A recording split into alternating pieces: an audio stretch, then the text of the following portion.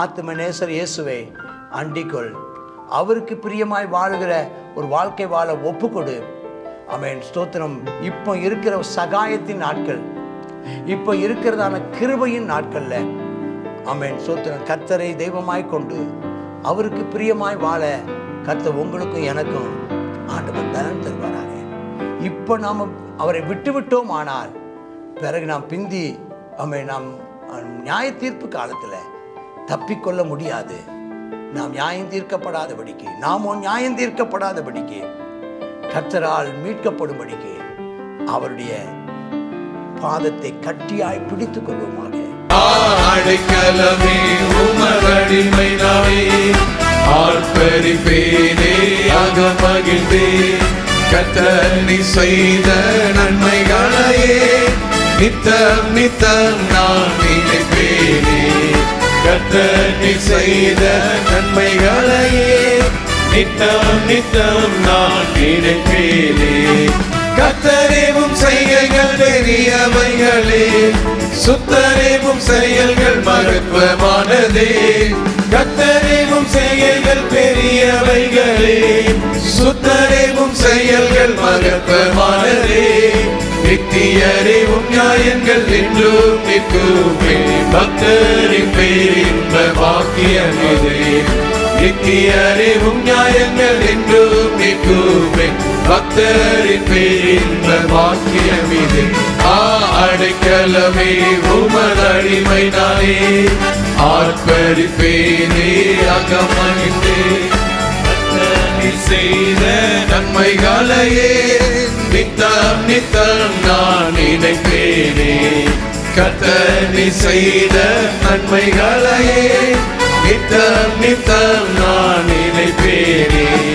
கர்த்தருடைய பரிசுத்த நாமத்திற்கு மகிமை உண்டாவதாக.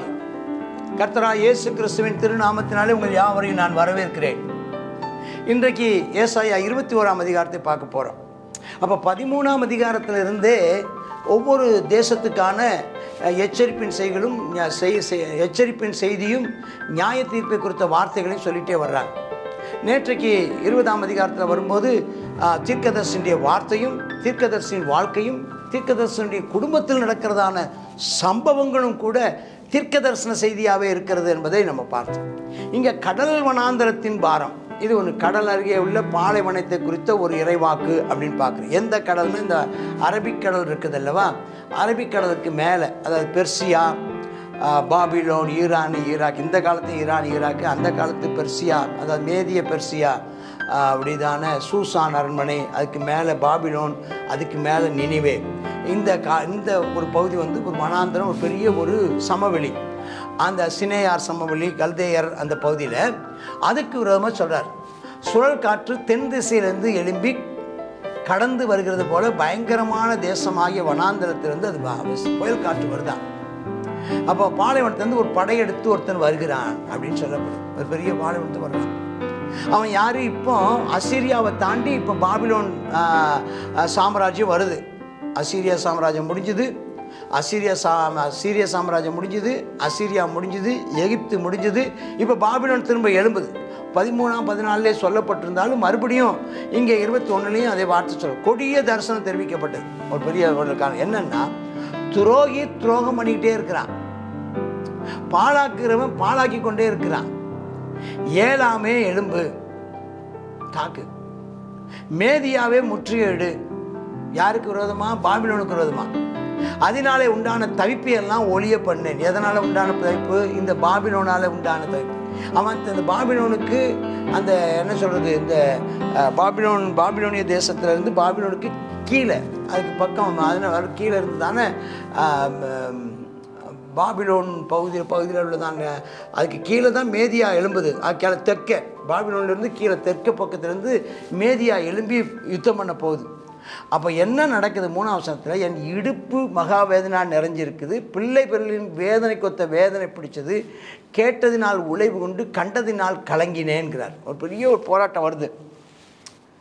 இதுதான் அந்த தானியேலின் புஸ்தகத்தில் 5ஆம் அதிகாரத்தில் சொல்லப்பட்டிருக்கிறது. பெல்தேசாத்சார் அப்படிங்கிறதான ஒரு ஒரு இவரை குறித்து பார்க்குறோம். இருதயம் திகைத்ததான், திகில் என்னை திடுக்கிட பண்ணிட்டான்.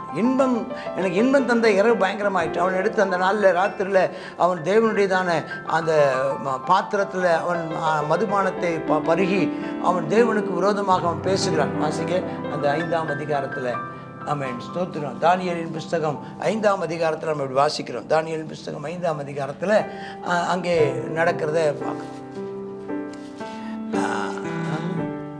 வசனத்தில் நம்ம பார்க்கும்போது தானியேலின் புஸ்தகம் 5ஆம் அதிகாரத்தில் நம்ம நினைச்சிடும், அங்கே ஒரு ராஜா வர்றார். அது கடைசி வார்த்தையை பார்க்குறோம். அந்த இதில் 1ஆம் அதிகாரத்தில் வாசிக்க சில வசனத்தை. ஆமென். பெல்ஷாத்சார் என்னும் விருந்து செய்தான், திராட்சரசம் குடித்தான். பெல்ஷாத்சார் திராட்சரசம் ருசித்துக் கொண்டிருக்கையில் நேபுகாத்நேச்சார் கொண்டு வந்ததான யூதாவிலிருந்து கொண்டு வந்த தேவனுடைய ஆலயத்திலிருந்து சாலமோன் கட்டின தேவன் கொண்டு வந்த பாத்திரங்களில் ஊற்றி மண்ணும் கல்லும் மண்ணுமான விக்கிரக தேவனை புகழ்ந்து அவன் சோத்திரம் வானத்தையும் பூமி உண்டாக்கிற சேனையின் கர்த்தரன் நிந்திக்கிறான்.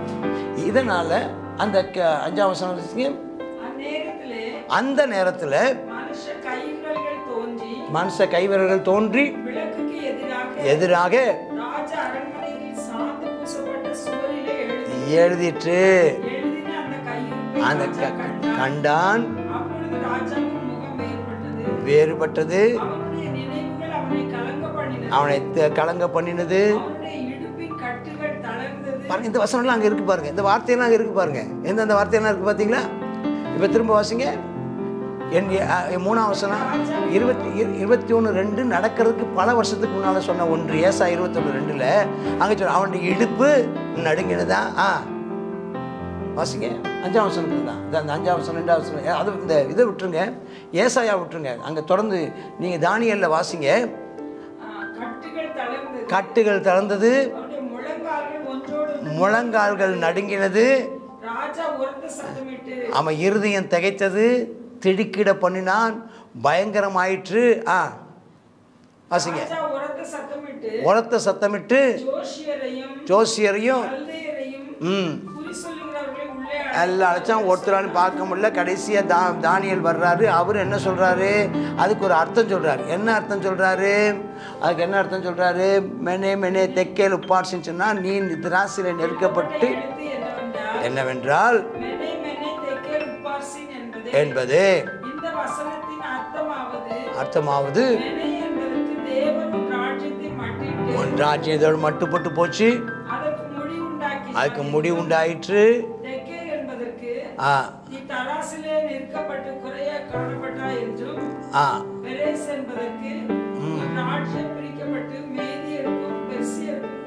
இதெல்லாம் பாருங்க, அப்படி நடந்தது. இந்த 5ஆம் அதிகாரம் அந்த 21ஆம் அதிகாரத்தில் சொல்லப்பட்டு அந்த அப்போ அந்த பந்தி பயங்கரமாயிடுச்சு. அவனுக்கு அவன் ஆடல் பாடலோடு இருந்தால் முடிஞ்சு போச்சு. அன்னைக்கு ராத்திரியில் சொல்லப்பட்டிருக்கிறது. அந்த ராத்திரி நடந்தது என்ன?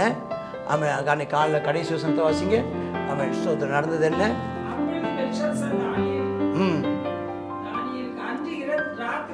அன்று ராத்திரியிலே பெல்ஷாத்சார் கொலை செய்யப்பட்டான். ஆமா, கட்டி கொண்டான். கர்த்தருக்கு ஸ்தோத்திரம். பாருங்க, ஆமா, அங்கே சொல்லப்பட்டிருக்குது. ஆமாம், 9ஆம் வசனத்தில் சொல்லப்பட்டிருக்கு. ஒரு ஜோடு குதிரை பூண்ட ரதத்தின் மேல் ஏறி இருக்கிற 21:9 ஒரு மனுஷன் வர்றான். பாபிலோன் விழுந்தது அந்த விக்கிரக தேவர்கள் எல்லாம் தரையோடைய மோதி உடைத்தார் என்று பிரதியுத்தரம் சொல்லுகிறான். என் போரடைப்பின் தானியமே, என் களத்தின் கோதுமையே, இஸ்ரவேலின் தேவனாய் சேனையின் கர்த்தரால் நான் கேள்விப்பட்டு உனக்கு அறிவித்தேன் அப்படின்னு அவர் சொல்றார். அல்லேலூயா. அந்த அழிவு அன்றைக்கு ஏற்பட்டது. இனியும் வெளிப்படுத்தின விசேஷத்தில் புதிதாக எழும்ப போகிறதான அந்த பாபிலோனுக்கும் இதே விழுந்தது பாபிலோன் விழுந்ததுன்னு சொல்லி நாம் எங்கே வாசிக்கிறோம் என்றால், வெளிப்படுத்தின விசேஷம் 16-17 அதிகாரங்களையும் விழுந்தது பாபிலோன் விழுந்ததுங்கிற வார்த்தையை வாசிப்பீங்க அக்காலத்தில். கர்த்தருக்கு ஸ்தோத்திரம். அதாவது என்ன சொல்ல வர்றேன்னா, தீர்க்கதரிசன வார்த்தைகள் இன்னைக்கு இல்லாவிட்டால் ஆமாம். அதனால் எதையாவது பார்த்து விமர்சனம் பண்ணிடாதீங்க தீர்க்க தரிசனத்தை. சில தீர்க்க தரிசனங்கள் உடனடியாக நிறைவேறும், சில தீர்க்க தரிசனங்கள் சில ஆண்டுகள் கழித்து நிறைவேறும், சில தீர்க்க தரிசனங்கள் தலைமுறை தாண்டியும் நிறைவேறும் என்பதை நாம் பார்க்குறோம். இதான் அந்த பாபிலோனுடைய அழிவை பற்றி பார்க்குறோம். சொல்லப்பட்டபடியே பாபிலோன் அழிவு வந்தது. இனி வரும் காலத்தில் வருகிறதான ஸ்தோத்திரம் பாபிலோன் சொன்னால் இனி எழும்ப போகிறதான ஒரு வியாபார கேந்திரம், வியாபாரத்துக்கு தலைநகராக இருக்கிற உலகின் தலைநகராக வியாபார தலைநகராக இருக்கிறதான அந்த தேசத்துக்கும் இதை போலத்த ஒரு அழிவு வருகிறது என்பதை கர்த்தர் அறிவிக்கிறார். போட்டு அடுத்தது 11ஆம் வசனத்தில் தூமாவின் பாரம். தூமா அப்படின்னு சொன்னால் என்னென்னா இது ஏதோவுக்கு எதிரான வார்த்தை. ஏதோ அங்கே கேட்குறாங்க, ஜாமக்காரனே இரவு எவ்வளோ சென்று போயிற்று, இன்னும் எவ்வளோ நாள் இருட்டு கேட்குறான். ஒருத்தர் வச்சுக்கோங்களேன், காலையில் ஒரு 5 மணிக்கு ஒருத்தன் கேட்குறான், எல்லாம் பயங்கரமான இருட்டில் இருக்கிறாங்க. அவன் ரொம்ப பாவம் கூப்பிட்றான், ஐயா இரவு எவ்வளோ நாள் பாயிடுச்சு, அப்படின்னா இன்னும் எவ்வளோ நேரம் காத்திருக்கணும், இன்னும் எத்தனை நாள் காத்திருக்கணும் அப்படின்னு ஒரு பாட்டு இருக்குது. அன்று நாங்கள் எவ்வளவு தான் காத்திருக்கிறது, இனி எப்போ விடிவு காலம் வரும். அப்போ ஜாமக்காரன் சொல்கிறான், விடிய காலம் வந்துட்டே இருக்குது, ஆனால் விடிய காலம் வருதுன்னு சொல்லி சந்தோஷப்பட்டுறாத, ராக்காலமும் வருது. கேட்க மனதாக இருந்தால் திரும்பி சொல்லுங்க. அப்போ என்ன அர்த்தம்னா, இது முடிவு காலம் முடியாது. இப்போ உனக்கு உடனடியாக ஒரு விடிய காலம் வரும், ஆனால் அதை தொடர்ந்து ஒரு ராக்காலமும் வருகிறது. ஏதோமுக்கு சொல்கிறார், கொஞ்சம் விடு. அதாவது என்ன அர்த்தம்னா, ஒரே தேவன் சில நேரத்தில் ஒரேடியாக தாக்குதல் இருக்காது, கொஞ்சம் விடுதலை கிடைச்ச மாதிரி இருக்கும். மனம் திரும்பினால் தப்பித்துக் கொள்வோம், மனம் திரும்பாமல் போனால் மறுபடியும் இருள் நம்மை கவ்விக்கொள்ளும். கர்த்தர் நம்ம கொடுக்கிற சகாயத்தின் காலங்களை, கர்த்தர் நம்ம கொடுக்கிற கிருபையின் காலங்களை நாம் அது எதற்காக பயன்படுத்தி கொள்ள வேண்டும்? மனம் திரும்புதலுக்காக நம்ம அதை பயன்படுத்தி கொள்ள வேண்டுமே தவிர நம்மை கெடுத்துக் கொள்வதற்காக நம்ம பயன்படுத்தி கொள்ளாதபடி கர்த்தர் மனம் திரும்புவதற்காக பயன்படுத்த கர்த்தர் கிருபையை தருவார். அரேபியாவுக்கு தேவனுடைய செய்தி, அரேபியாவின் பாரம். அப்போ தீதானியரின் பயண கூட்டங்களே, நீங்கள் அரேபியாவின் காடுகளை தங்குவீங்க. தேமான்னு சொன்னால் மறுபடியும் இந்த ஏதோ, நீங்கள் தாகமாக இருக்கிறவர்களுக்கு தண்ணீர் கொண்டு போய், தப்பி ஓடுகளுக்கு அப்பம் கொடுக்க எதிர்கொண்டு போங்க. அவள் பட்டயங்களுக்கும் உரிமையின கட்கத்துக்கும் நாணேற்ற வில்லுக்கும் யுத்தத்தின் கொடுமைக்கும் தப்பி ஓடுறாங்க. ஒரு கூலிக்காரனுடைய வருஷங்களுக்கு ஒத்த ஒரே வருஷத்தில் கேதாருடைய மகிமையெல்லாம் அற்று போயிடும் சொல்றார். கேதார் அது ஒரு தேசம். வில்வீரரின் தொகையில் மீதியாளர் கொஞ்சம் பேராக இருப்பாங்க. இஸ்ரவேலின் தேவனாய் கர்த்தர் உரைத்தார். அப்போ என்னென்னா, அடுத்து தேசங்களுக்கு வரப்போகிற ஆபத்துகளை குறித்து கர்த்தர் சொல்கிறத பார்க்கணும். அடுத்து தேசங்களுக்கு வருகிற ஆபத்துகள், அடுத்தடுத்து தேசத்துக்கு வரப்போகிற ஆபத்துகள் தேவ சமூகத்தில் நம்ம பார்ப்போம். கடைசி நாட்களில்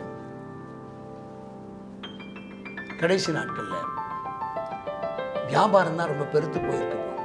கடைசி நாட்களில் தேசங்களுக்குள் நடக்கிறதான எல்லாமே பாருங்கள், வியாபார அடிப்படையில் தான் யுத்தங்கள் எல்லாம். இப்போ பொருளாதார யுத்தம் தான் இப்போ நடக்குது. யுத்தமெல்லாம் என்ன யுத்தம் நடக்குது? பொருளாதார யுத்தம். யுத்தமெல்லாம் என்ன நடக்குது? வியாபார யுத்தம். யுத்தமெல்லாம் என்ன நடக்குது? வரி போடுதலில் தான் இருக்குது. ஒன்று வரியை குறைச்சேன் அல்லது வரியை கூட்டினேன், வரி போடுதலில் தான் இருக்குது. எல்லாமே பணம் சம்பாதிக்கிறதுலையும் வியாபார சிந்தனை தான் இன்றைக்கி பெருத்து போயிருக்குது. வியாபார சிந்தனை தான் இன்றைக்கி முழு உலகத்தையும் ஆளுகை செய்து கொண்டிருக்கிறது. லாப நஷ்ட கணக்கு தான் சின்ன விஷயத்துக்கும் மக்கள் பயன்படுத்தி கொண்டிருக்கிறாங்க. ஆமென், ஸ்தோத்திரம். ஆனால் கர்த்தர் நியாயாதிபதியாய் வருகிறார். நீ இந்த லாப நஷ்ட கணக்குக்குள்ளே போகாத. ஆத்தும நேசர் இயேசுவை அண்டிக்கொள். அவருக்கு பிரியமாய் வாழுகிற ஒரு வாழ்க்கை வாழ ஒப்புக்கொடு. ஆமென், ஸ்தோத்திரம். இப்போ இருக்கிற சகாயத்தின் நாட்கள், இப்போ இருக்கிறதான கிருபையின் நாட்களில் ஆமென், ஸ்தோத்திரம், கர்த்தரை தெய்வமாய் கொண்டு அவருக்கு பிரியமாய் வாழ கர்த்தர் உங்களுக்கும் எனக்கும் ஆண்டவர் பலன் தருவாராக.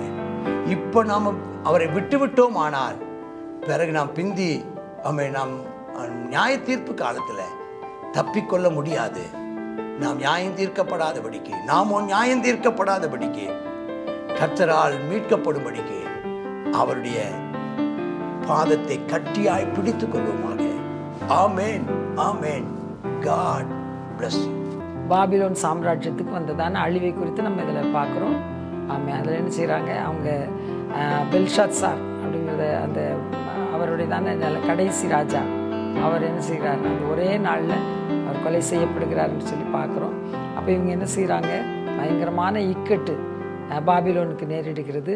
அந்த நேரிடும்போது அவங்க என்ன செய்கிறாங்க, பயங்கரமாக ஜனங்கள் என்ன செய்கிறாங்க, ரொம்ப வேதனையிலேயும் இக்கட்டான சூழ்நிலையிலையும் காணப்படுகிறார்கள். அதுதான் இதில் சொல்லப்பட்டிருக்குது.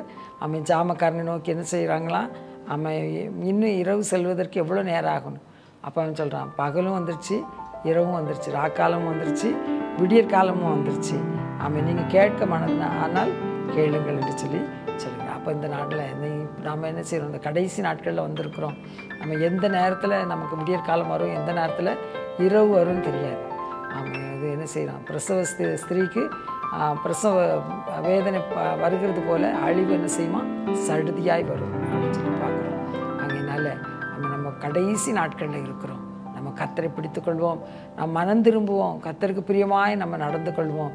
அப்பொழுது நம்ம என்ன செய்வார், கர்த்தர் நம்ம எல்லா தீமைக்கு விலக்கி கண்மலையாகிய கிறிஸ்துவாகி அவர் மேலே நாம் நிலைத்திருக்க பண்ணுவார். இந்த உலகத்தில் எல்லாமே அழிந்து போகிற ஒன்று. அவன் எல்லாரும் என்ன செய்கிறாங்களாம், அவன் பட்டயத்துக்கும் கட்கத்துக்கும் நானேற்றின வில்லுக்கும் யுத்தத்தின் கொடுமைக்கும் தப்ப என்ன செய்கிறாங்க, ஓடி போவாங்க. நாமளும் என்ன செய்வோம், இந்த உலகத்தில் அவன் இப்படிப்பட்டதான காரியங்கள் நடக்க இருக்கிறது. ஆகையினால நம்ம என்ன செய்வோம், கர்த்தராகிய அவன் யாக்கோபின் தேவனுடையதான அவருடையதான அடைக்கலத்துக்குள்ளார நம்ம ஓடி வந்துடுவோம். அங்கே மட்டும்தான் நமக்கு பாதுகாப்பு உண்டு. நம்ம என்ன செய்வோம், கர்த்தருடைய கோபாக்கின நாளுக்கு தப்ப அவருடையதான செட்டைகளின் நிலையில் அடைக்கலம் போக கர்த்தர் நமக்கு அனுக்கிரகம் செய்திருவாராக. ஜெபம் பண்ணுவோம். அப்பா உமக்கு நன்றி அப்பா, இந்த நாளிலும் அவன் பெரிய பெரிய சாம்ராஜ்யங்கள் கர்த்தாவே அப்பா வீழ்கிறதான நாட்களில் நாங்கள் வந்திருக்கிறோம்.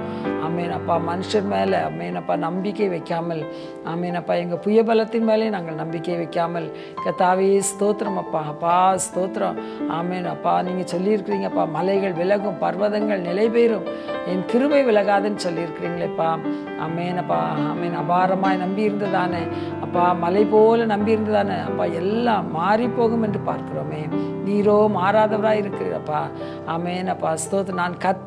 நான் மாறாதவர் என்று சொல்லுகிறபடியால் நன்றி செலுத்துகிறோம் கர்த்தாவே. ஸ்தோத்திரம். உம்முடைய அடைக்கலத்தில் நாங்கள் அடைக்கலமாக இருக்க அப்பா ஸ்தோத்திரம். உம்முடைய தஞ்சத்தில் தஞ்சம் புக கிருபை தாரும் கர்த்தாவே.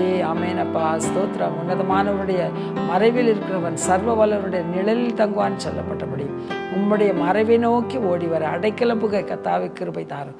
பொல்லாத நாட்களில் இருக்கிறோம்ப்பா. ஆமேன். எந்த நேரத்தில் எது நடக்கும் தெரியாது இருக்கிறோம் ஆண்டவரே. அப்பா ஸ்தோத்திரம் ஆண்டவரே. பயந்து ஆமேன் கலங்காதபடிக்கு அப்பா தைரியமாய் உறுதியாய் உம்மில் சார்ந்து கொள்ள கிருபை தாரும். இயேசுவின் நாமத்தில் ஜெபிக்கிறோம். ஜெபம் கேளும் ஜீவனுள்ள எங்கள் நல்ல பிதாவே. ஆமேன். ஆமேன்.